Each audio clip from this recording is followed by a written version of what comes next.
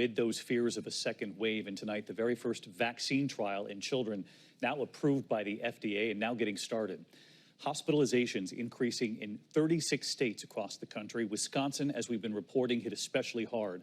A field hospital now set up to take in COVID patients. And Pfizer beginning that first pediatric vaccine trial in the world. And late today, what Dr. Anthony Fauci said about family gatherings over Thanksgiving. ABC's Stephanie Ramos from Wisconsin tonight. Tonight, Wisconsin, ground zero in this country's desperate battle to beat back a surging virus. This new field hospital for COVID patients opening today, just in time. Many of our ICUs are strained, and every region of our state has one or more hospitals reporting current and imminent staff shortages. The state now facing a record number of deaths and hospitalizations, 3,000 new cases since just yesterday. We have to get this virus under control and help flatten the curve. The virus raging in Wisconsin, but today a judge blocking the governor's emergency order to curb the spread by limiting capacity in places like bars and restaurants to 25%. As colder weather sends more people indoors, cases of the virus surging in 35 states, hospitalizations climbing in 36 states. In Tuscaloosa, Alabama, 37-year-old father Chase Billings was a healthy firefighter. He's now hospitalized and on oxygen. Something like this to hit him so hard, it's heartbreaking. In the race for a vaccine, Pfizer becoming the first to test its vaccine on children as young as 12. Today, 16-year-old Caitlin Evans joining the trial in Cincinnati. I'm just hoping that they can use whatever they get from me and that it helps them put out a vaccine as soon as possible.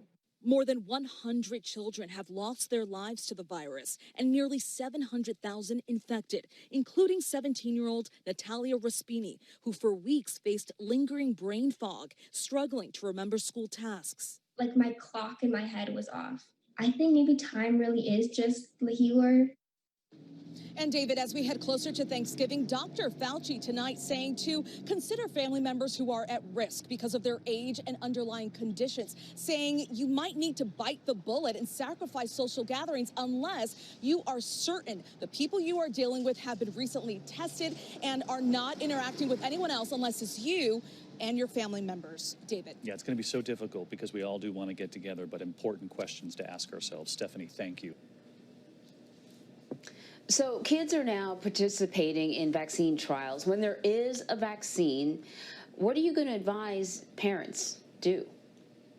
Oh, if I see that the studies are safe, I'm definitely going to advise the parents to get the vaccine. I'm going to be the first person. I've signed up for every study to get a vaccine. I'm waiting for them to call me. And I actually, you know, I would say there's bias in my practice because I don't accept non-vaccinating families into my practice. So we're all like-minded. But all 2,000 of my patients are very pro-vaccine. And I think that if they hear that it's safe and that their kids will be able to go back to a sense of normalcy, I think anybody would take that over a life of isolation. I mean, the depression and anxiety and lack of development and sheer lack of schooling that these kids are getting online is so terrible that I think if they hear that the vaccine is safe, the parents are going to be willing to take that next step and vaccinate their children. The CDC says children will likely need to wait much longer than adults to receive a coronavirus vaccine. News Channel 6's Chloe Salsameda explains why. Researchers are racing to find a coronavirus vaccine, but when one comes out, it likely won't be available for children for months. That's because companies are just now beginning to test it on them to see if it's safe. The world is waiting for a coronavirus vaccine, but children will likely have to wait longer. In order to receive a vaccine, it needs to be tested on kids just like it is on adults to ensure it's safe. And that is just starting. And so it wouldn't surprise me if the decision is made to enroll children 2 and older, maybe 3 and older, 4 and older, realizing that if you don't enroll those that are under the age of, say, 4 or 3, you won't be able to give them the vaccine because it won't be approved. Several companies are in the final stages of their clinical trials, but health experts don't expect a vaccine to be released until at least January. And research to find a COVID vaccine is happening here in Cincinnati, with kids even participating, and that includes a 12-year-old in a trial at Cincinnati Children's. WCPO 9 News anchor Tamika Artis joins us now with more on this trial and how it's turned into a family affair. What a cool thing, Tamika, for this family to do. Yeah, absolutely, Julie. So this is the third part in a phase 3 of a trial that is being done by drug maker Pfizer. And this is the last step before this vaccine could possibly be available to the public, to younger people. So the participant who is here in Cincinnati is 12-year-old Abhinav, and he's not certain if he actually got the real drug itself or the placebo, but all of that will be revealed once this trial is over. And get this, his father, Sharat, also participated in a vaccine trial for adults. Both had to undergo a slew of tests beforehand. Still, the 12-year-old says he is happy to do his part if it means saving lives.